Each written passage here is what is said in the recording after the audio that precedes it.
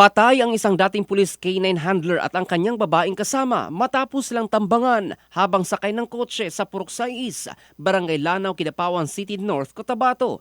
Kinilala sa ulat ng pulisya ang mga biktima na sina Romel Pason Canson, dating K9 handler at residente ng Canapi Subdivision, at isang Crystal May Tanyongo Nunez, residente ng River Park Subdivision ng naturang lungsod.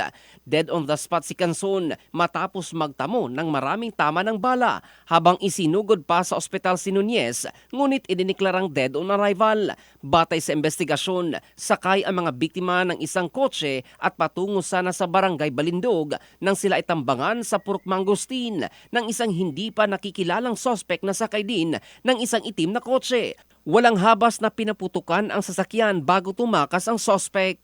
Sa isinagawang follow-up operation, na-recover ng mga otoridad ang itim na kotse na ginamit bilang getaway vehicle at iniwan sa bahagi ng Barangay Kabasalan Pikit SZA Barm.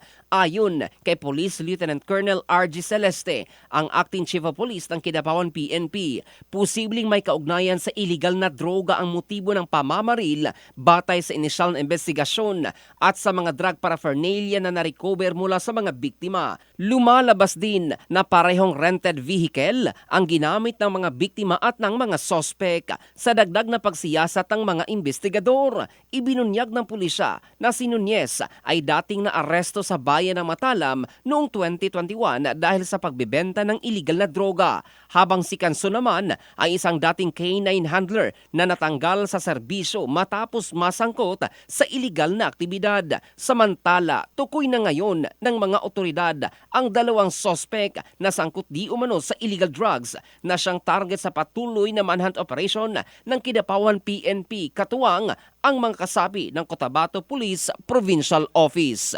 In the heart of changing lives, ito si Jofel Candado ng Brigada News Philippines, the Music and News Authority.